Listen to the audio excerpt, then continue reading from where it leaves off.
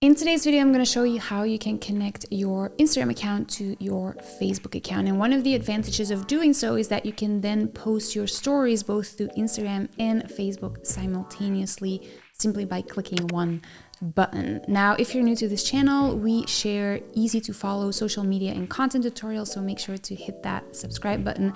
And then without further ado, let's get to it.